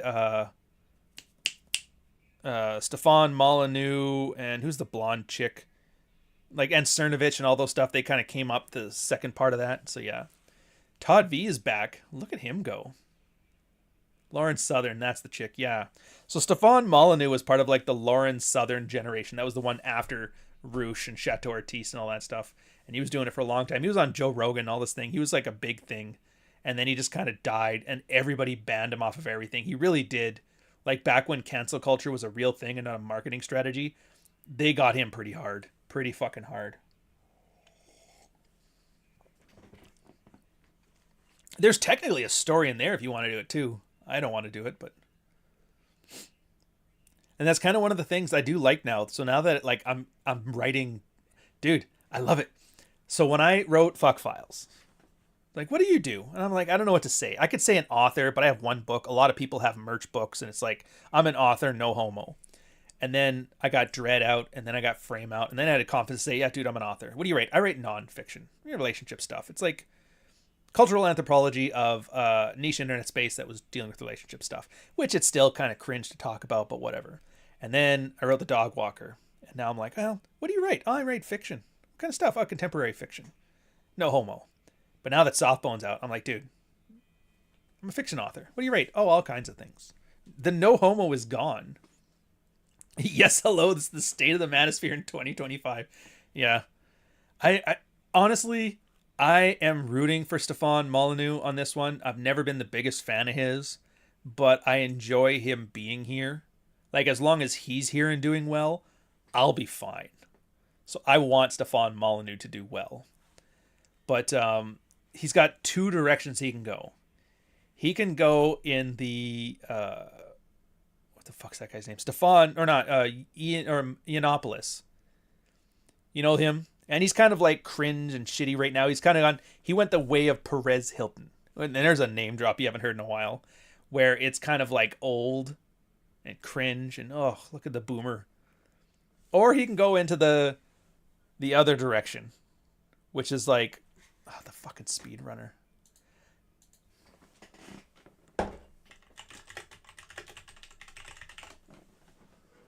What is his name?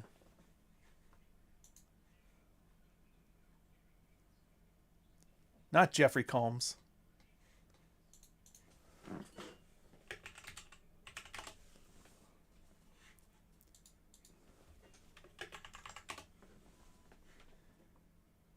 He had the big fight. Billy Mitchell. Yeah, Milo was very funny at his height. So here's the thing. You can either become a Milo Yiannopoulos or you become a Billy Mitchell. And Milo Yiannopoulos, yeah, he's still doing his thing, but it's kind of cringe. It's kind of like, it doesn't hit right. It's not as popular. The kids don't agree with it. It's kind of very out of touch vibe to it, right? And then you got Billy Mitchell. Billy Mitchell was like the Donkey Kong speedrunner from the 80s. Totally lied about this, that, and the other thing. Was like a villain for a decade. And then he ended up suing Carl Jobst for defamation because he said that he directly caused people to commit suicide or something like that. He's having a bit of a resurgence. Everybody's like, oh, dude, this guy's awesome. So, yeah, Stefan Molyneux can go one of two directions. He could become the Perez Hilton Milo Yiannopoulos, or he could become the Billy Mitchell. And I really hope he becomes Billy Mitchell. Yeah, the game guy. It's just some people are better able to rise like a phoenix from the ashes than the others. Tom Cruise, another great example. He was like top of the world, doing the greatest things, and then he became very cringe and old person for the longest time. And then he just came back. He's like, you know what? Let's just hit to what is good. I'm just going to make really good movies. He started doing his Mission Impossible stuff like after 4 or whatever. He's like, oh, dude, he's awesome. He'll be on Fresh. He's not going to be on Fresh and Fit. If Stefan goes on anything, he'll go on whatever. But my thought is he's probably not going to do either. Because like I said, he was one of the guys who was on Joe Rogan. So I think he's going to want to shoot for like the Pierce Morgan shit show stuff. That'd be my guess. Is that a good decision? I don't think so. I think if he's smart, I think he'll avoid all of this shit. I think he'll separate himself from everybody else and make his own thing. Like the idea of, all right, kids, like kids are having a party at their parents' place and their dad comes home. It's like, all right, let's clean this shit up. If he comes in with that kind of attitude, I think he'll do well. But, I mean, people are attracted to fame and the idea of collaborating. I could be on Pierce Morgan. That's so famous. He might fall for that shit. You never know. Yeah, Tropical Thunder really helped with Cruisers. Exactly. And here, back to the Cruise resurgence, and the reason why it didn't work so well with Milo is that with Cruise, he was like, he knew his reputation. He knew the stuff that people were mocking him over, and so he decided to kind of lean into it. There's a self-awareness to it. He understands that people think he's the crazy Scientologist. So what does he do? He plays an asshole producer. And he's like, strips all of Tom Cruise from the character, but it's Tom Cruise. And you're like, holy shit, that's actually pretty good. It makes you not think of him as the Scientology guy. It's like, hey, by the way, did you know I can act and make good movies? And you're like, no, fuck off, Scientologist. He takes all the Scientology away, takes all the hair away. You're like, holy shit, he's awesome. Yiannopoulos, I don't think he did that. Because he came back with like, and he was just doing the same thing he always did. I'm going to say some outrageously controversial shit. It's going to get a bunch of soccer moms really mad, and then you guys are going to love it that I'm sticking it to the man. But the man is different now. The one you're sticking it to. What are you going to do? Get mad? Oh, I'm no longer gay. I'm straight. What, do you think the gay cabal is going to get mad at you for that? They don't give a shit anymore. They can't use you for clout. They can't strip it away. And so you look at that, you're like, oh, for fuck's sakes. Like, I get it. He's gay, but he's pretending not to be gay. I think it would have been better if he had just gone back to like serious political analysis. Remember before we used to wear like a suit with a pearl necklace, but just play it straight. Like, don't say anything gay. Have like the little thing, like a big, like the pearl necklace, like Marge Simpson, and just sitting here talking about. See, the problem with Israel is when they go into the thing, and Jordan is this, and then Iran and this. I think it would have worked fucking well. But hey, we're at where we're at. Yeah, he still needs to calibrate a little egg. Is he still doing the egg cartons? Oh, yeah. I would probably walk away from the egg carton stuff too, because then he'll end up like Rivellino. Because Rivellino, if you guys don't remember him, he was the pickup artist that fucked 8 girls in 10 years. Moved to Spain because age of consent in Spain was 14, so he could pick up high school girls because it was easier, according to him. Which is funny because none of this stuff is what he's known for. Nobody knows any of this stuff. What happened was he always had this thing where he loved Jason Statham, so clearly he looks like Jason Statham, and he would draw green lines on people. If you leaned in, you were a cuck. If you leaned straight, you were good. And the make a triangle, cover your dick or not. It's all like this weird phrenology pseudoscience stuff. Anyways, Justin Wang one day on his like gaming streams like, you guys hear about this green line guy? And so now 250,000 people got exposed to the green line meme and they just rolled with it. And he's like, well, I guess I'm a clown now. And so he started making the green, like drawing a green line on a photo of a guy to make fun of him. That was now his shtick, and now he's in this box. And so everything he does has to be surrounding this. He tries to make, maybe a dotted green line, and like a lot of variations of it. So my thought is if Safon, and this is free advice for him, he can take it or not take it. But if he just starts talking egg cartons on everything, he's going to end up as a Rivellino. He'll be the butt end of a joke, a lol cow. He'll just be milked for laughter. So I really hopes he doesn't. And I think it's a lot of problems that Gen Xers especially, but millennials also have, is they don't understand Zoomers, which you do. You have to. If you're in an entertainment venue at all, and social media is that, it is going to have an inordinate amount of young people, and so they are driving the culture in a way that older generations just aren't. And the thing about Zoomers is there's a couple things that I've noticed about them. One, they love to act retarded to bait you into taking them seriously. I don't know why it's a thing, but it's a thing. Remember that meme where the guy's like, I'm retarded? And everybody's like, fuck off, retard. And he goes, I was just joking about being retarded.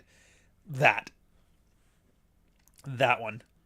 A lot of them do that. So when you watch a lot of these things, like why would like the cooking videos where they're just doing stupid stuff that doesn't work, they just think it's funny to piss off the millennials who get so passionate about cooking that they yell at them. So I kind of get that. Yeah, I remember that. I thought that post was a joke. Yeah, and if they're a joke, they work too, right? If it's a joke, or it's like, yeah, I get it. I don't really care about it. There's a bunch of YouTubers like Dreg. I think it's Greg with a J, J-R-E-G. He's kind of a weird one. He's from Ontario. What do they call it? They call it postmodern or postmodern irony, something like that. But it's the idea, and then it's the idea that you're either millennials were ironic, where you say something, but they know you mean the exact opposite. Zoomers are post-irony, where they say something, but they don't tell you if they're doing it ironically or sincerely, and they deadpan it. So you have to guess. Like, in a way, they just don't commit to the bit, but they commit to not committing to the bit. So you have to look, and a Zoomer will say the most retarded, pants-on-head retarded stuff.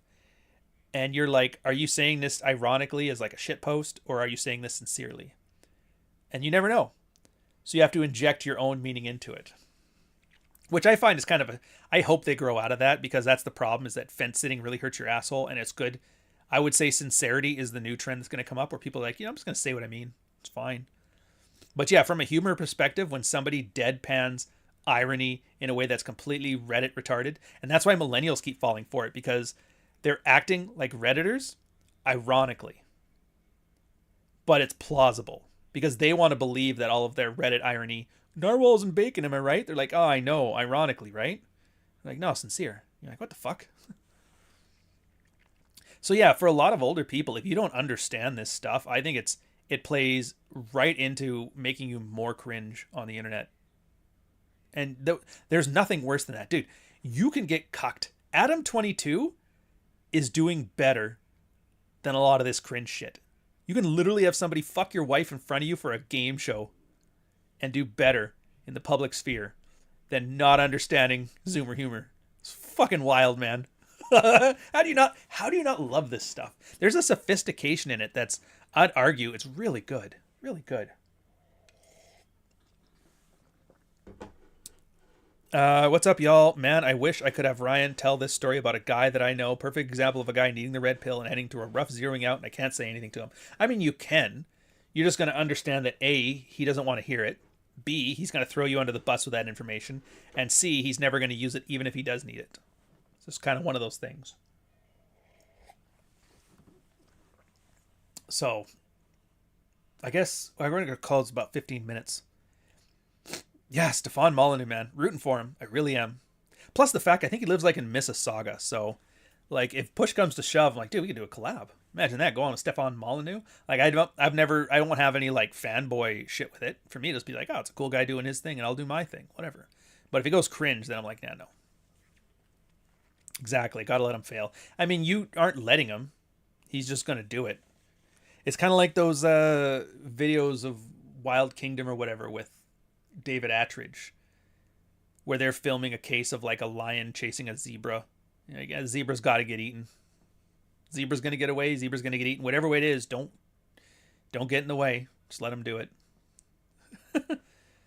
Stefan, yeah, no, Mississauga. Or as we call it here, Big Trouble in Little China. It's like 89% Chinese nationals in Mississauga and Richmond Hill. It's fucking crazy. Canada's so dystopic, man. We have like racial ghettos. Brampton, if you say Brampton, what you mean is Indian. 100%.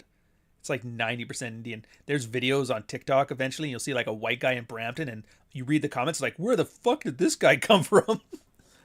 Why do we hear boss music? Exactly. Yeah. Mississauga's all Asian. There's a Jewish community here too. I don't know where it is. I know it's close to me because there's fucking Hamas protests every fucking weekend. Dude, you'd think that there's a bunch of people that want me to have a strong opinion one way or another about an Israeli blood feud with Iran that's been going on for 2,000 years now, but it just makes me irritated, all of it. I am tired of seeing Hamas protests marching by my place with that one stupid truck and the soccer moms, and I'm tired of watching their police escorts. I'm like, who's paying for this police escort? I know the city's not paying for it. These are off-duty guys. They're moonlighting as security, which you can do as a cop, which I didn't know. Gotta pronounce Brampton with the accent. No, dude, fuck that accent. Fuck that accent. If you guys... So there's Canadian accents. There's a few of them. There is like the Prairie accent. There's like Thunder Bay. There's Newfie accents. There's PEI. There's the Albertan. And there's like your BC hippie one. There's like a bunch of... And there's... in Quebec, there's quite a few accents. But they're mostly in French. You know what I'm saying? There's a bunch of Canadian accents. But in Brampton... and the 401 in general, they have this weird accent, and it's like Persian, Indian, immigrant mixed with American black, like Ebonics, but it just sounds fucking retarded. And it's on TikTok all the time. You can always recognize it as some immigrant kid talking, and it makes them sound stupid. Like, you know, when you listen to like a rapper talk, like, oh, it's kind of rhythmic, it's cool, it's whatever. You listen to some accents, it makes, you know, Southerners, they say, oh, inbred, blah, blah, blah. But like, they all have a flavor to them. But this one, you just listen to it and it's like, you sound like an idiot. There's nothing to it. Well, yeah, there's Letterkenny for that Ontario accent, which I've heard. I mean, as the longer I'm living here, the more I'm kind of picking it up too. Like, I picked up a touch of a Montreal accent when I was in Montreal for a bit. It's gone away now, thank God, but... I will say the Northern Ontario accent reminds me a hell of a lot of the interior of BC. Like that fucking Canadian accent where you're talking about grabbing darts, going by the river, You know what I'm saying, man? Fucking rights, bud. Like all that stuff, that's definitely a very... I don't know much about the Boomhauer accent for King of the Hill, but that's not... I'm talking about the Toronto, the 401. I can't even do it. I don't even want to do it because it just sounds fucking stupid. But I mean, that's kind of like a Toronto thing anyway. Toronto, for some reason, there's people that are from here that desperately want to be New Yorkers. Yeah, we're New York. We got our same New York here. It's like, no, we're not New York. At best, we're Chicago. At best. And even then, Chicago doesn't have nearly as many Indians. Not even close. I should warn you, by the way. There is, in Softbone, there's a bit of like frustrations with India. Just a bit. They run the ride shares. They ruin the TV ads. You know, that kind of stuff. Something else I forgot to check here. Oh, they're in pre-drafts. All right. I was going to end the show with a link to the pre-sales on Softbone, but I have my last QA check today. So what can I say? Follow me on Substack. If you haven't, follow me on Substack. ryanstone.substack.com. I'll put a link in here. Join in on it. I'm going to be marketing the book heavily. If you're curious, if I've whet your appetite even a little bit, or if it's just you like to support the channel, you like to support me, you like the idea of the Red Pill stuff out there, I'll be sending excerpts. I'll be talking about storytelling in general. I've been showing you like the process, how I design the cover, how I develop a story, stuff like that. Yeah, get in there. Follow it up. It's an email. It's free. Follow it in. And then, if you find out, dude, actually, this book does look interesting, I will give it a shot. I haven't read fiction in 10 years. I'm going to try one out. This is the one to do. I guarantee it. I guarantee it. I mean, the Dog Walker would have been, but, we're here now. So, yeah, sign up. Get in. It's free. You'll get emails. Every Tuesday, I'm still doing the case studies and field reports, by the way. So if you are still in your, I'm learning Red Pill, I'm implementing Red Pill, I've learned Red Pill, and I like seeing that I know how far I've come, it's great for that stuff because you're going to see the implementation of the sidebar from people. Sometimes it's good stuff, sometimes it's bad stuff, sometimes it's misguided stuff, sometimes there's occasionally little meta stuff. Like a lot of the ones I've been focusing on now are what do you want? Like guys that are just aimless, and all the self-improvement in the world's not going to help if you don't have a direction to steer in, and the different ways that manifests in a guy's male action plan. I find it fascinating. It's like I've told you guys from the start, the Red Pill is not a very wide pool, but it runs really deep. And so, yeah, you just take the idea of what do you want, waving a magic wand, a mental point of origin, and you can give tens of thousands of words. I've probably got a fifth book. I might end up doing the thing where Praxeology has like an annual Reader's Digest. Speaking of which, so on Softbone, I have the soft release date of August 1st. And then Praxeology 4, I don't know when to release that yet. I don't know if I want them stepping over each other. It's different genres. It's a different audience. I don't think it'll be an issue if they're released a little closer together. But part of me kind of wants to just space them out because that's way too much, taking on too much work at a time. So I think it's probably better. But hey, whatever. Anyways, let's end it off with, oh dude, we haven't laughed at this asshole in a while. Not Ryan Stone. I think he's the most important guy in the world. Ryan Stone. Give a fuck about Ryan Stone. Me and him have gone back and forth. Blah, blah, blah. Ryan Stone does not pass the 6-foot test. He's not even a man. So I don't give a fuck with Ryan Stone.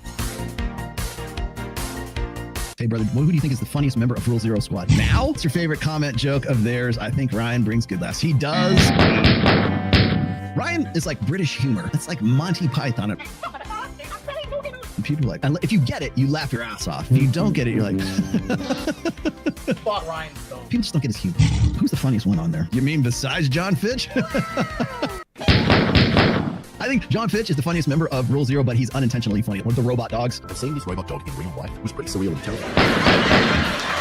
Yeah, Cappy's pretty funny. It can be pretty funny too. Who's the funniest member? Yeah, I saw that, Bonnie Blue and Tate. To be fair, I don't really care about the Bonnie Blue thing. I don't care about the Tate thing, other than like it's free marketing for me. The one thing I loved is Governor, I think he's in the chat now. He did a meme where he put Hulk Hogan on Bonnie Blue's face and what's her face, Megan Fox on Tate's. So it's like the Hulk Hogan with the pussy and the and the Megan Fox with the dick meme. It's fucking beautiful. The problem is it's such like a niche joke that nobody else will get it other than people like in this chat. But I really do fucking love it. It's so funny. Anyways, we got 5 minutes here. I have to set us up for... Where's the stupid thing? I don't know who's hosting Rule Zero, but it might be time to go find out. Nuke, who's doing the hosting today? Let me give you guys a redirect. I haven't done that for the last little bit. Oh, it is Nuke. Oh, you're doing it. All right, guys. It's like Rule Zero, but Dominican. Which means it's Rule Zero, but the jeans are a lot tighter.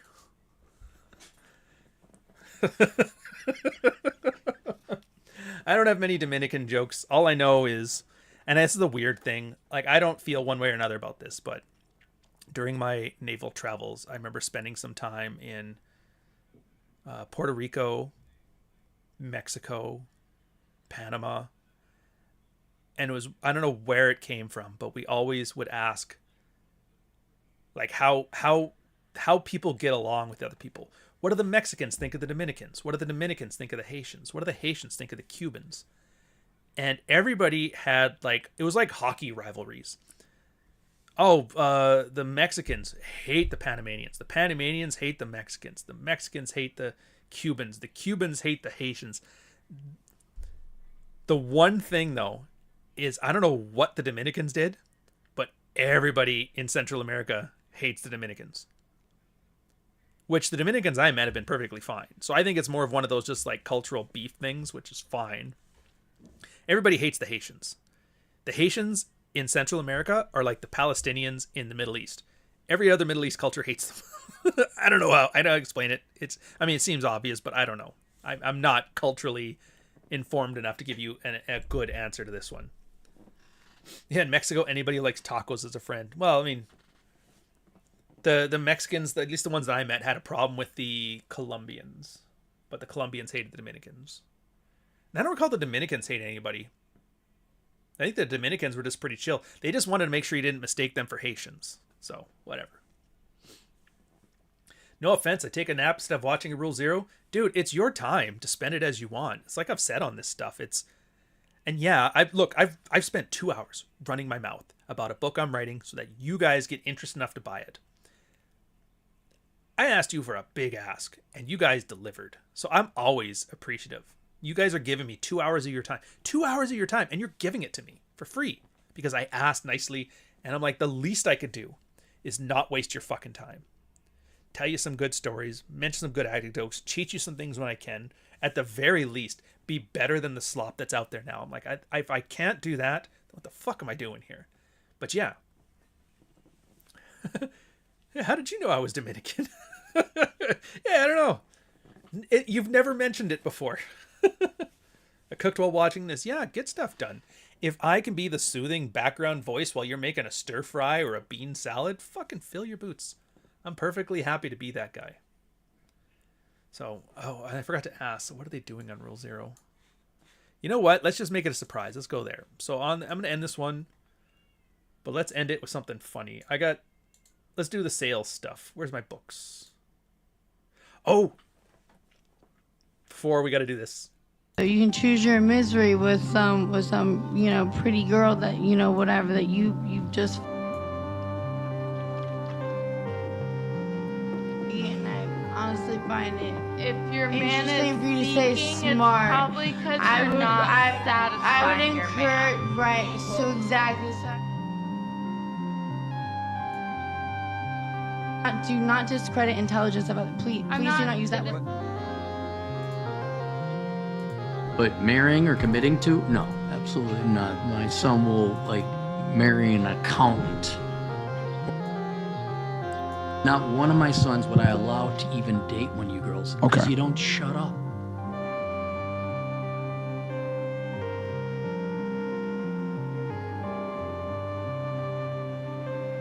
It has been fun. It has been an honor.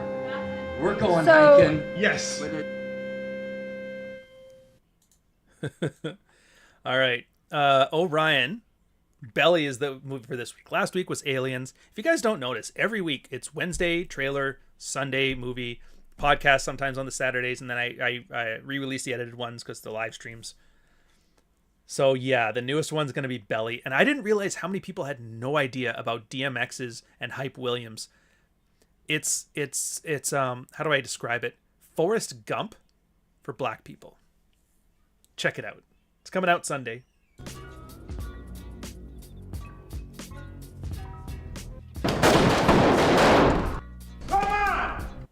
Me shot post-war people for fun. I murder people for fun.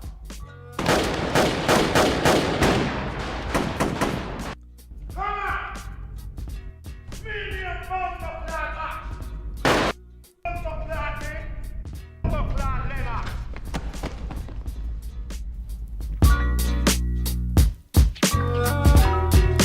Do you like real gangsters? Do you like Rough Riders? Do you like Jamaican Scarface, 90s Malcolm X, or Forrest Gump? Well, I have the movie for you. Simple stories, told well, shown with panache. In a world where young black men think the American dream is a nightmare and the evils of the crack epidemic destroyed a nation, two men give a series of vignettes into the African American experience. Life is like a box of chocolates. No. Life is like a blunt dog. Know what I'm saying? From the director that brought you just about every cool-ass gangsta music video from the 1990s comes a film where they took every trope that brothers grew up with and mashed it together into a 90-minute music video. It's got everything: violence, revenge, crime, redemption, sex, gratuitous nudity for no reason other than it's awesome. What the f?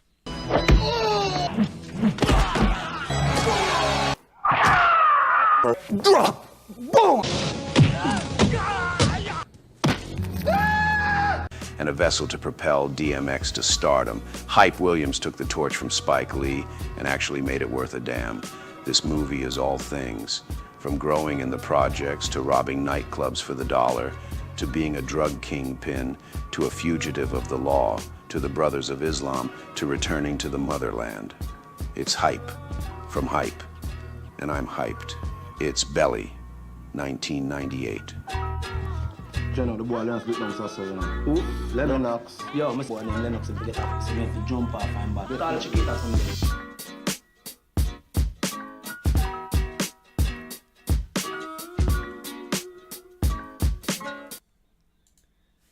Yeah, it's got some magic. Anyways, that's it. Catch you guys later. Yeah, it's a real title. That's what they called it. Belly. Okay, guys, have fun at Rule Zero. I don't think I'm going to be there this time. I'll try, but, you know, what happens, happens. Where's my start thing? There she is.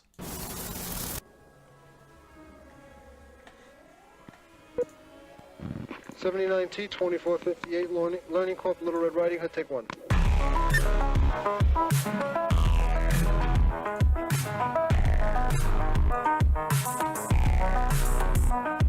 40 years of my life is in the wire that's gone. Does that make sense?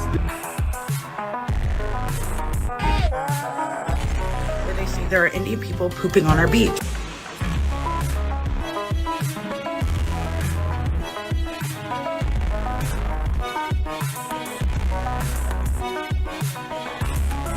It's a spool of wire. 40 years of my